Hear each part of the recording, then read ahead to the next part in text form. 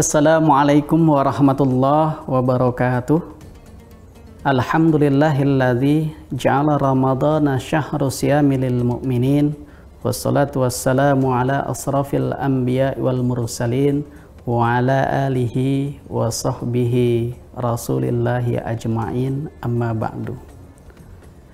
Pemirsa, dimanapun Anda berada, bertemu kembali kita pada program Ramadan Karim dengan topik menjadi pribadi yang ikhlas.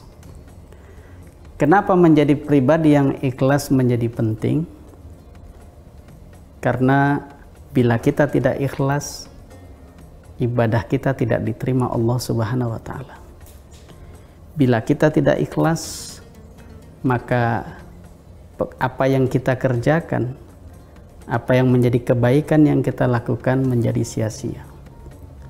Bila tidak ikhlas, maka hati kita akan kesal dan jauh dari rasa bahagia. Bila kita tidak ikhlas, maka kenikmatan dari ibadah dan amal soleh akan menjadi hilang.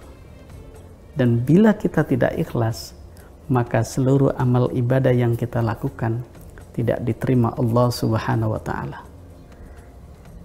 Ada 3 syarat amal ibadah itu diterima Allah Subhanahu wa Ta'ala. Yang pertama, didasarkan kepada tauhid. Kita libatkan Allah dalam seluruh aktivitas amal ibadah kita dan bahkan di luar ibadah kita. Yang kedua, harus sesuai tuntunan syariat. Dan yang ketiga adalah ikhlas itu sendiri. Sedemikian penting ikhlasnya, sampai-sampai Quran surah Al-An'am ayat 162, di mana ini juga menjadi bagian petikan atau cuplikan dari doa iftitah kita yang sering kita baca di dalam sholat kita. Inna sholati wa nusuki wa mahyaya wa mamati lillahi rabbil alamin. Sesungguhnya sholatku, ibadahku, hidup dan matiku semata-mata adalah karena Allah, Tuhan semesta alam.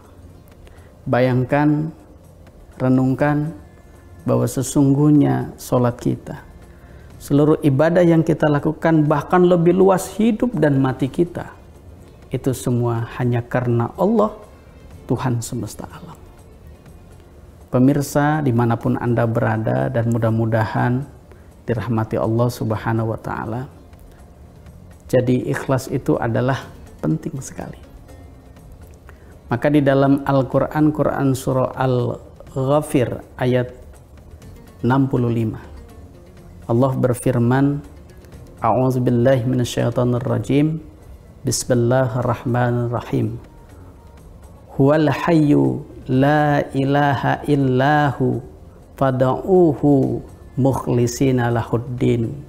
Alhamdulillahi rabbil alamin. Dialah Allah yang maha menghidupkan. Tiada Tuhan selain Allah. Dialah yang layak untuk disembah. Fada'uhu mukhlisina lahuddin. Maka sembahlah Dia dengan keikhlasan dalam beragama kepadanya. Alhamdulillah rabbil alamin. Segala puji bagi Allah Subhanahu wa Ta'ala. Jadi Allah lah yang menghidupkan kita. Kita bisa hidup karena Allah yang menghidupkan kita. Dialah Allah ya Hayyu ya Muhyi, yang hidup dan maha menghidupkan sehingga kita bisa menjadi hidup. Dan tidak ada Tuhan yang layak disembah kecuali adalah Allah, dan ibadah yang paling terbaik adalah disertakan dengan keikhlasan. Keikhlasan inilah sangat penting. Ikhlas itu dalam prosesnya diharapkan ikhlas di awal, ikhlas di tengah, dan ikhlas di akhir. Banyak orang yang beramal maupun beribadah ikhlas di awal, tapi kemudian ketika muncul godaan dan sebagainya, di tengah tidak ikhlas, menyesali apa yang dia lakukan, apa yang dia amalkan di waktu yang lalu, apalagi di akhir. Jadi keikhlasan itu siogianya adalah di awal, di tengah, dan di akhir. Nah, berbicara tentang ikhlas, ada pendapat yang menjelaskan bahwa ikhlas itu dimaknai ketulusan niat yang muncul dari hati dan kemudian selaras dengan lisan kita, dan juga adalah dengan amal perbuatan kita. Dan perbuatan itu dalam dua konteks, hablum minallah wa hablum minan nas. Jadi keikhlasan itu secara psikologis harus selaras antara hati, lisan, dan perbuatan. Satu kata, satu perbuatan, satu nafas, dan perbuatan itu kaitannya dengan hablum minallah wa hablum minan nas. Dalam kaitannya hablum minallah, kita sholat, kita puasa, kita menunaikan perintah-perintahnya, menunaikan haji, membaca Al-Quran, berzikir kepada Allah, maka itu semua harus dilandasi dengan keikhlasan kepadanya, supaya keikhlasan itu bisa diterima oleh Allah Subhanahu wa Ta'ala. Sedangkan dalam konteks hablum minan nas, keikhlasan itu harus menyertai seluruh amal kebaikan, amal soleh yang kita lakukan. Membantu orang, memberikan takzil, bersedekah kepada orang, meringankan beban yang lain, melakukan program filantropi, peduli kepada sesama. Itu semuanya harus didasarkan kepada keikhlasan, agar ibadah, muamalah, perbuatan baik kita kepada sesama juga bisa bernilai ibadah, diterima Allah Subhanahu wa Ta'ala. Pemirsa, dimanapun Anda berada, dan mudah-mudahan dirahmatin Allah Subhanahu wa Ta'ala. Walaupun ikhlas bisa didefinisikan, tapi suatu ketika dalam riwayat yang diurai oleh Rasulullah SAW, ternyata hakikat keikhlasan itu hanya Allah yang tahu rahasianya. Karena dalamnya lautan bisa diduga, tetapi bagaimana hati orang tidak ada yang tahu.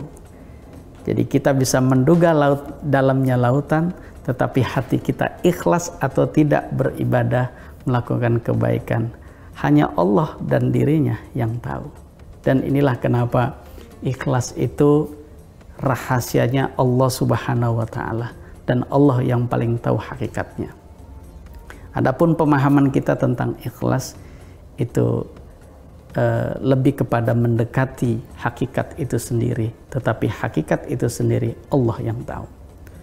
Pemirsa dimanapun Anda berada, dan mudah-mudahan disayangi Allah Subhanahu wa Ta'ala, ikhlas berarti juga berasal dari kata khalis yang berarti bersih. Bersih dikarenakan tadinya tercampuri dengan kotoran atau sesuatu yang keruh. Jadi yang disebut ikhlas adalah yang terhindar, terhapus, terbuang atau hilangnya kotoran dari kebersihan itu. Sebagaimana air gelas yang murni kemudian bersih karena kotoran itu tiada di dalam gelas itu, bersih dari perbuatan riya dan perbuatan-perbuatan karena pujian manusia semata. Pemirsa dimanapun Anda berada, jangan kemana-mana, kita akan kembali setelah yang satu ini.